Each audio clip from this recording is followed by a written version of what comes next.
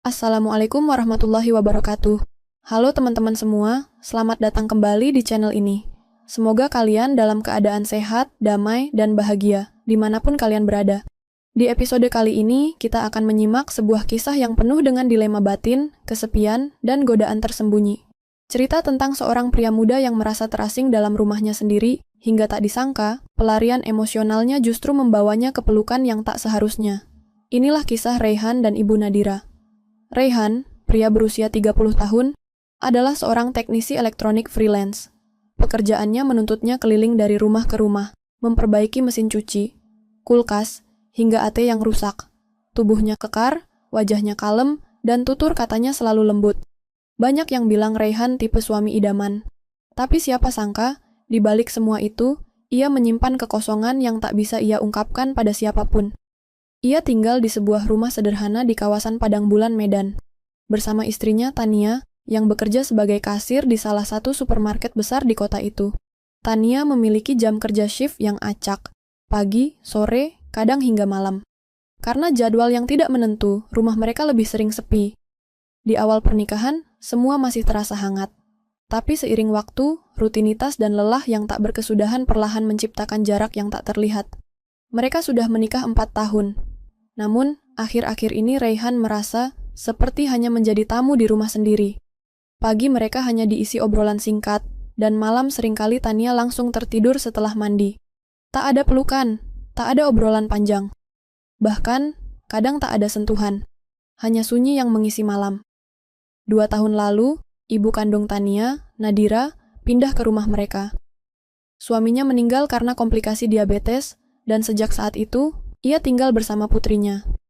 Nadira, wanita berusia 47 tahun itu, adalah sosok ibu rumah tangga yang sangat terampil. Ia pandai memasak, merawat rumah, bahkan merawat tanaman di halaman kecil mereka. Wajahnya masih menyimpan sisa-sisa kecantikan masa muda. Kulitnya cerah terawat, matanya tajam tapi hangat, dan tubuhnya masih terlihat bugar, bahkan bisa membuat siapapun berpikir ia belum masuk kepala 5.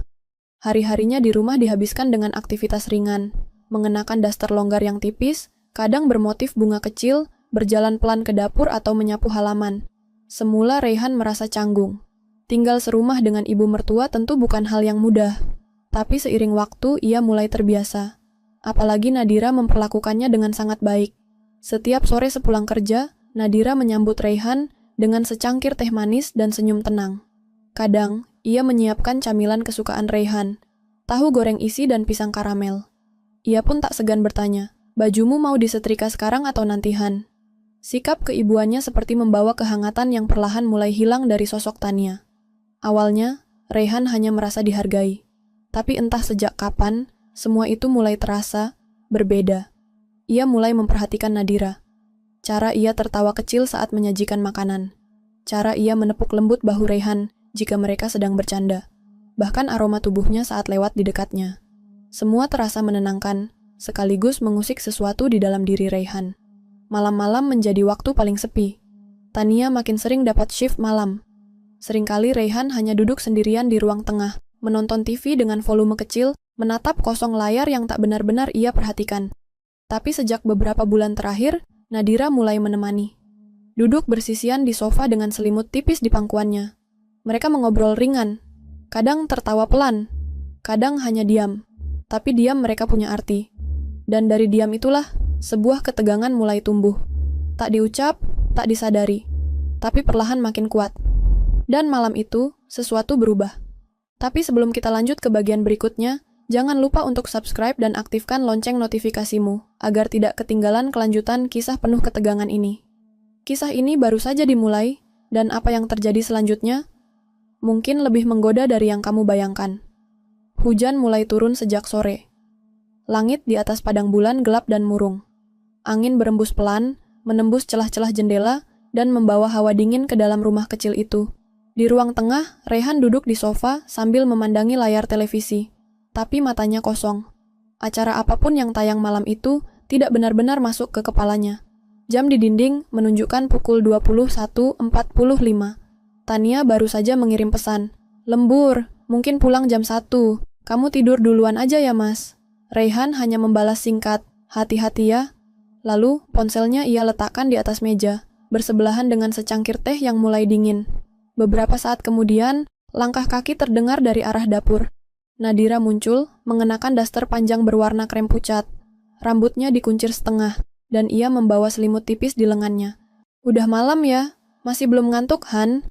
Nadira bertanya pelan, sambil duduk di ujung sofa yang sama dengan Raihan. Raihan menggeleng.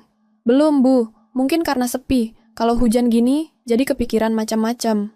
Nadira tersenyum, tapi tidak menjawab.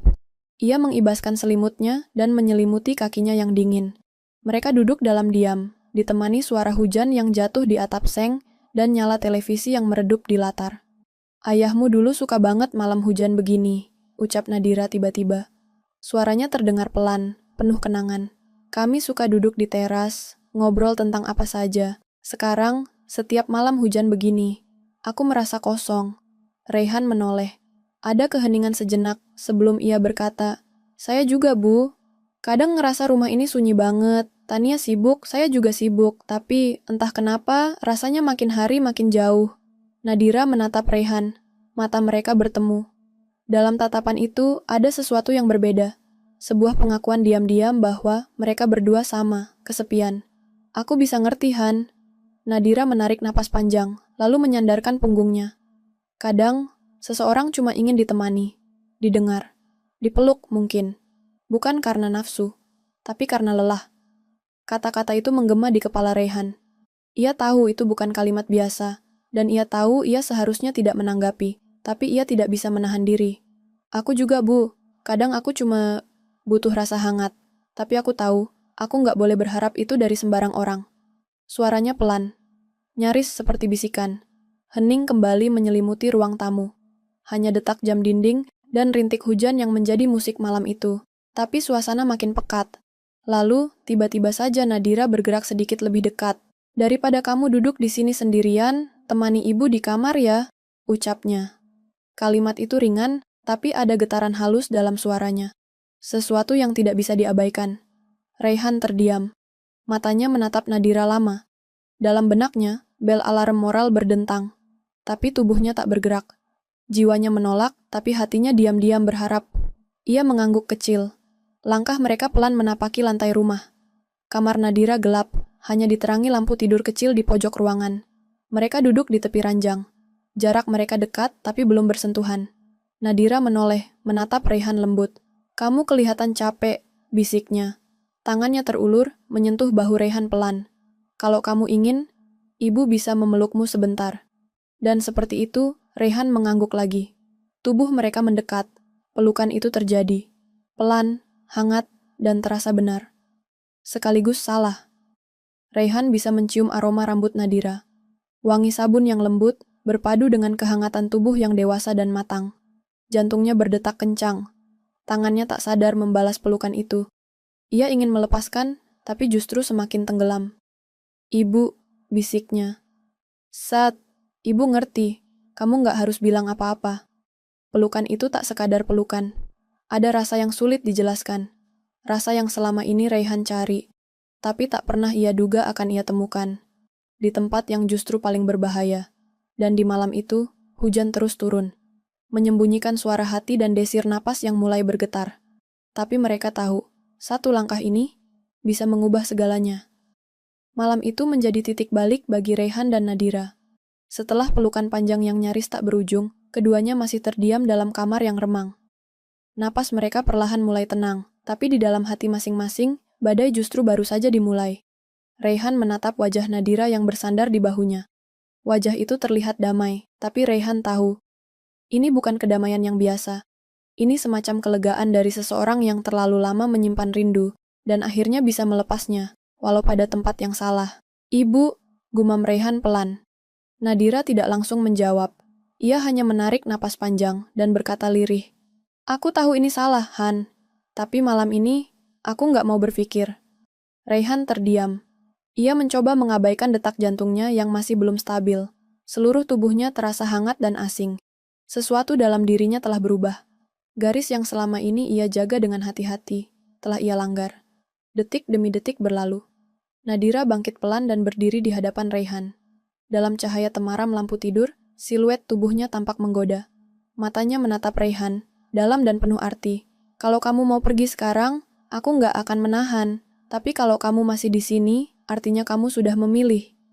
Raihan menatap Nadira lama. Bibirnya terbuka, seolah ingin mengatakan sesuatu. Tapi tak ada kata yang keluar. Yang ada hanya tubuhnya yang perlahan berdiri, mendekat, dan memeluk Nadira sekali lagi. Pelukan itu berubah menjadi ciuman. Awalnya pelan, penuh ragu. Tapi kemudian lidah mereka saling menemukan. Nafas mereka semakin berat. Suara hujan di luar masih mengiringi, tapi kini menjadi latar bagi malam yang dipenuhi desahan dan bisikan lirih. Tangan Raihan mulai menjelajahi punggung Nadira. Ia bisa merasakan kulit hangat wanita itu melalui kain tipis dasternya. Nadira pun tak tinggal diam. Jemarinya menyusuri dada Raihan, membuka kancing kemeja satu persatu dengan gerakan yang lambat, seolah ingin menghafal setiap inci tubuh pria itu. Tubuh mereka semakin menyatu. Daster Nadira perlahan meluncur turun, meninggalkan kulit yang tak lagi asing di mata Raihan. Tubuh wanita itu tak muda, tapi justru di sanalah letak pesonanya. Penuh pengalaman, penuh kedewasaan, dan lebih dari itu, penuh kebutuhan yang selama ini terpendam. Di ranjang itu, Raihan dan Nadira menyatu. Tak ada lagi ikatan status, tak ada lagi logika. Hanya dua manusia yang sedang mencari arti dari rasa yang lama terabaikan. Desahan mereka berpadu dengan suara ranjang yang berderit pelan. Di sela-sela pelukan dan ciuman, mereka saling menyebut nama. Bukan karena nafsu semata, tapi karena rasa yang begitu dalam dan lama dipendam. Malam itu, Raihan benar-benar kehilangan arah. Tapi untuk pertama kalinya dalam waktu yang sangat lama, ia merasa hangat. Jam menunjukkan pukul 1.12 dini hari, saat Raihan membuka matanya. Nadira tertidur di sampingnya, menyandarkan kepala di dada Raihan, napasnya teratur. Sisa peluh masih melekat di tubuh mereka. Tiba-tiba, suara pintu pagar depan terdengar. Raihan kaget. Pintu kamar utama langsung ia lirik, tertutup tapi tidak dikunci. Jantungnya berdetak kencang. Suara langkah kaki mendekat. Itu suara Tania. Raihan bangkit dengan cepat dan memakai kembali bajunya. Nadira terjaga, matanya terbuka lebar, wajahnya tegang. "Cepat, keluar dari sini!" Tanpa suara, Raihan membuka pintu pelan dan melangkah ke kamar utama sebelum Tania sempat masuk. Ia sempat melihat bayangan istrinya sedang melepas sepatu di ruang tamu. Raihan duduk di tempat tidur mereka. Masih terengah, berusaha mengatur napas. Pintu kamar terbuka. Tania masuk dengan wajah lelah. "Masih bangun?" "Iya," jawab Raihan cepat. "Baru aja mau tidur, nunggu kamu." Tania tersenyum samar dan langsung menuju kamar mandi. Raihan menatap pintu kamar mandi itu lama.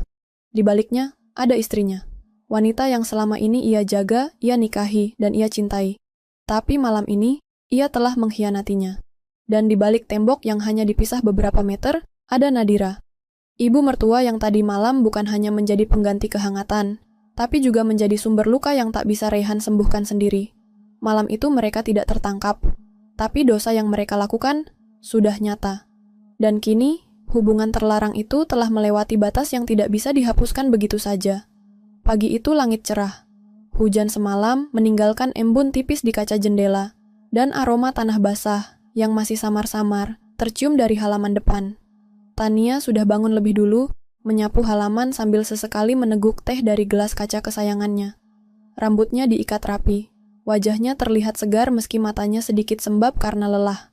Raihan hanya bisa menatap dari balik jendela kamar. Tubuhnya masih bersandar di ambang, pikirannya jauh. Di dapur, Nadira sedang memasak. Ia terlihat seperti biasa, tenang, sibuk dengan wajan dan bumbu. Tapi jika seseorang memperhatikan lebih dekat, jemarinya gemetar sedikit saat mengiris bawang. Dan setiap suara langkah dari belakang membuatnya sedikit tersentak. Semua kembali seperti semula, setidaknya di permukaan. Namun di balik dinding rumah yang tenang itu, hati mereka tidak lagi sama. Sejak malam itu, Raihan dan Nadira tak pernah lagi membicarakan apa yang terjadi. Tidak ada kata maaf, tidak ada janji, tidak ada keputusan. Hanya saling diam dan pura-pura lupa. Tapi luka tak bisa disembunyikan selamanya. Ia membekas seperti goresan halus di kaca. Tak terlihat dari jauh, tapi akan tampak jelas saat cahaya mengenainya dari sudut tertentu. Hari-hari berlalu dalam keheningan yang lebih tajam dari sebelumnya. Tatapan Raihan pada Tania menjadi lebih kaku, lebih penuh rasa bersalah. Sementara Nadira mulai menjaga jarak. Tak lagi duduk dekat saat nonton TV, tak lagi membuatkan teh hangat untuk Raihan setiap malam. Tapi justru dari sikap menjauh itu, keduanya saling tahu. Perasaan itu belum padam. Suatu malam, saat Tania tertidur lebih awal, Raihan duduk sendirian di teras. Hawa dingin malam menggigit kulitnya. Tapi justru itu yang ia cari. Ia ingin dihukum oleh dingin. Ingin tubuhnya menggigil seperti hatinya yang tak lagi tenang. Tak lama, langkah kaki lembut terdengar mendekat. Nadira berdiri di ambang pintu, membawa selimut kecil. Ia tak berkata apa-apa, hanya meletakkan selimut itu di kursi Raihan, lalu hendak berbalik. "Tunggu!" Suara Raihan memecah keheningan. Nadira berhenti. Ia menatap Raihan tanpa kata. "Aku nggak tahu harus bilang apa, tapi sejak malam itu, aku nggak bisa tidur tenang. Aku ngerasa bukan diriku sendiri lagi." Nadira menunduk. Lama. Lalu ia berkata pelan, "Kita sama, Han. Aku pun merasa kosong, tapi kita nggak bisa terus begini. Kamu suami anakku, dan aku nggak seharusnya mengisi kekosonganmu." Raihan mengangguk. "Tapi aku juga manusia, Bu. Aku kesepian, aku lelah. Dan malam itu, aku hanya ingin merasa dicintai." Nadira menahan air mata yang hampir jatuh. "Aku tahu, tapi cinta yang lahir dari luka, kadang justru jadi racun." Suasana terdiam kembali. Tapi kini bukan karena bingung harus berkata apa, melainkan karena keduanya sadar. Malam itu, yang terasa seperti pelarian, sebenarnya adalah jerat yang bisa menghancurkan semuanya. "Mulai besok, aku akan pindah," ucap Nadira pelan. Raihan menoleh cepat. "Bu, jangan, ini rumah ibu juga." Nadira tersenyum lemah. "Justru karena itu, aku harus pergi supaya rumah ini bisa jadi rumah lagi, bukan bayang-bayang dari kesalahan." Seminggu kemudian, Nadira benar-benar pindah. Ia tinggal di rumah adiknya yang tak jauh dari sana. Alasan yang dikatakan ke Tania sederhana. Biar kalian lebih leluasa, dan ibu juga butuh suasana baru. Tania sempat sedih, tapi tidak menolak. Baginya, mungkin benar apa yang dikatakan ibunya. Ia pun sedang mencoba membenahi hubungannya dengan Raihan, yang akhir-akhir ini terasa renggang. Ia pikir semua karena pekerjaan, bukan karena sebuah pengkhianatan yang diam-diam tumbuh di dalam rumahnya sendiri. Raihan dan Tania perlahan kembali mencoba menjadi pasangan seperti dulu. Sarapan bersama, menonton film di akhir pekan, bercanda meski dengan tawa yang masih dipaksakan. Namun di hati Raihan, selalu ada satu ruang kosong yang tidak bisa diisi siapapun. Sebuah ruang yang berisi rasa bersalah, dan kerinduan pada seseorang yang seharusnya tak pernah ia miliki. Nadira tak pernah kembali lagi ke rumah itu. Tapi setiap kali hujan turun di malam hari, Raihan selalu duduk di teras, memandangi jalan yang basah, mendengarkan rintik yang jatuh di atap seng. Dan di dalam dirinya, sebuah pertanyaan selalu berbisik. Jika kesepian membuat seseorang jatuh, apakah itu salah mereka sepenuhnya? Ataukah salah rumah yang terlalu lama hening?